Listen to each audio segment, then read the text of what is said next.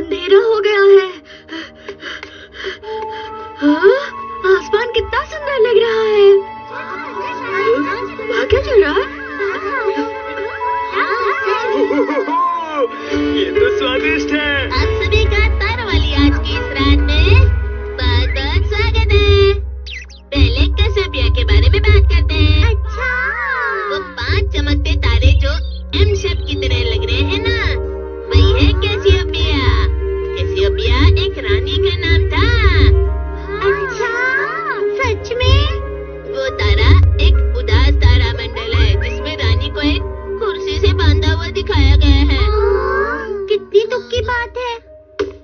मैं भी उस तारामंडल को खुद की तरह पाता हूँ, इसलिए उसे देखकर मेरे आंसू निकल आते हैं।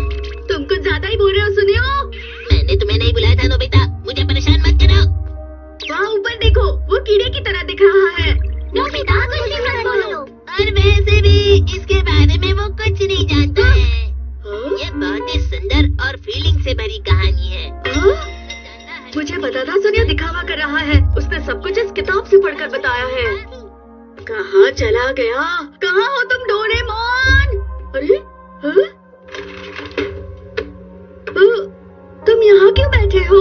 आज की रात कितनी सुंदर लग रही है ना? ये क्या है?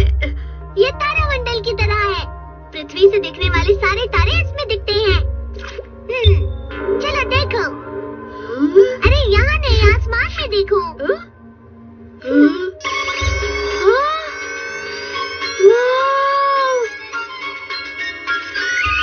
तुम यहाँ से तारों और तारामंडल के बारे में काफी कुछ आसानी से सीख सकते हो। अरे वाह!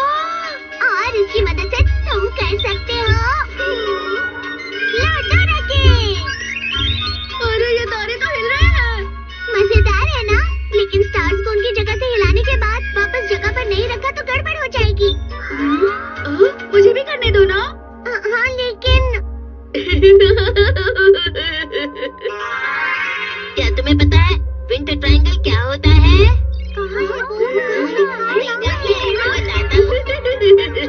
ये लो, ये टिन कैन वाला टेलीफोन है। सुनो, क्या तुम्हें तारामंडल के बारे में और जानना है? तो वहाँ देखो। ये ओरियन है।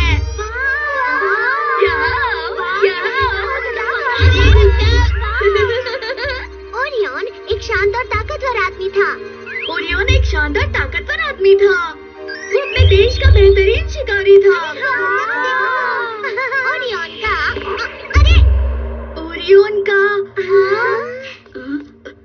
डोरेमोन आगे बताओ। कहाँ गया क्या? कहाँ चला गया? उनका पसंदीदा खाना पिज्जा और डम्पलिंग है। ओरियन का पसंदीदा खाना था पिज्जा और डम्पलिंग्स। ये मेरी मोम के खाने से भी ज्यादा स्वादिष्ट है। वो मेरी मॉम के खाने से भी ज्यादा स्वादिष्ट है। स्वादिष्ट। बहुत अच्छा है। मैं वॉशरूम होके आता हूँ।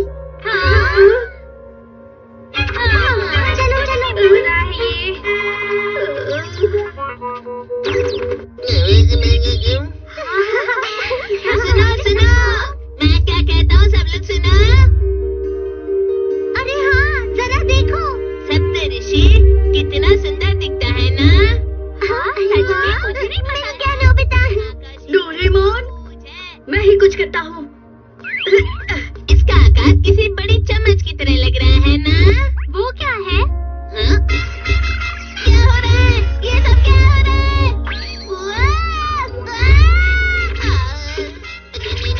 ये क्या हो रहा है? अरे मैं तो आकाश गंगा की बात कर रहा हूँ, समझी? फिर से ऊपर देखो ना जरा।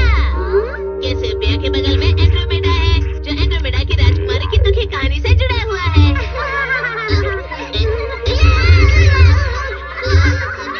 ये क्या हो रहा है मेरे साथ? अब बस करो, बहुत हो गया नोबिता। नहीं डोरेमोन, मैं और करूँगा। चलो चलो सब लोग यहाँ ध्यान दो। पता है आसमान में जो दिखाई दे रहा है वो तारामंडल है। ये उस लड़के का तारामंडल है जो हमेशा दिखावा करता रहता है और दूसरों का मजाक उड़ाता है। ये तारामंडल बहुत स्वादिष्ट दिखता है। ये पिज्जा है। और मैंने कभी पिज्जा तारामंडल के बारे में नहीं सुना है, और ना ही ऐसा कोई तारामंडल है। तुम्हें क्या लगता है सब तुम्हें ही पता है क्या? अब क्या करूँ?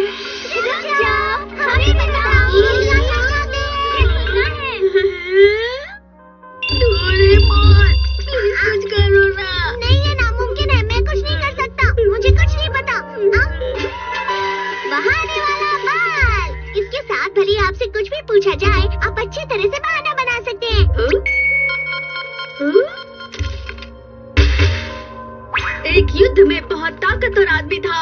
उसका नाम था मोरी मोज़रेला। झूठ मत बोलो, मैंने कभी ऐसा नाम ही नहीं सुना है। उस मोरी मोज़रेला के 8 बेटे थे। वो कभी साथ नहीं रहते थे और लड़ते रहते थे। मोज़रेला को उनकी फिक्र हो रही थी।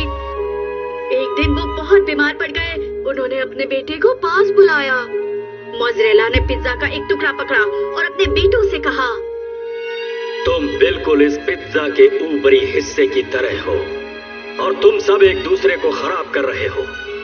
लेकिन देखो इसे, इसका एक टुकड़ा थोड़ा कम शार्प है, पर जब 8 टुकड़े एक साथ आए तो ये पूरा गोल बन जाएगा।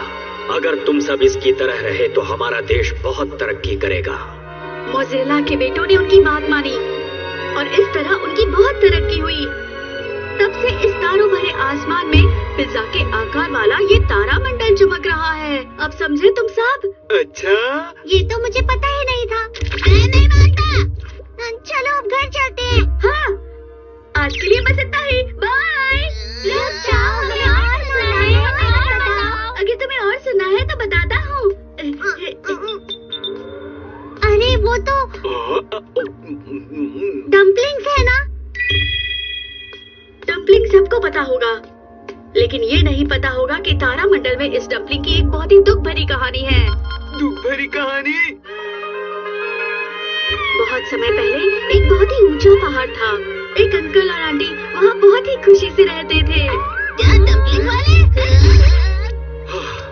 अच्छा होगा अगर तूफान ना आए। अच्छा। आप भी ना? ठीक है, अगर तुम बर्फ में जम गई तो मुसीबत हो जाएगी। ऐसी कोई कहानी नहीं है। क्या? बर्फ में वो लोग बिल्कुल अकेले थे। अरे वहाँ देखो, उन्हें एक बूढ़ा आदमी मिला जो रास्ते में गिरा था। ये तो बहुत बुजुर्ग है।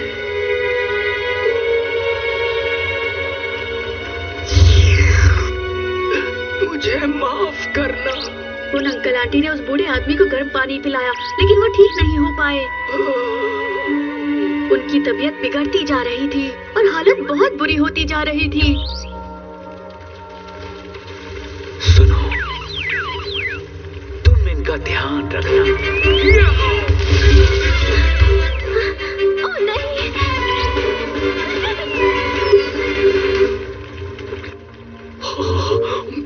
उन दोनों की वजह से वो बुजुर्ग ठीक हो गए और इसलिए शुक्रिया कहने के लिए उन्होंने ये तारामंडल बनाया।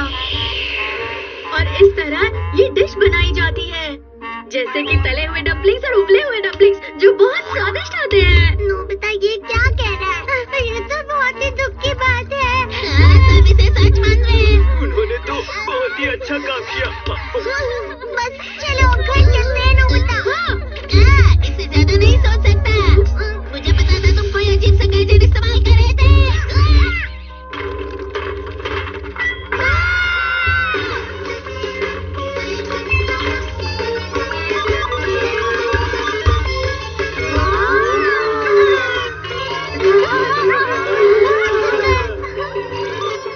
ये तुमने क्या कर दिया सुनियो? चुप हो जाओ।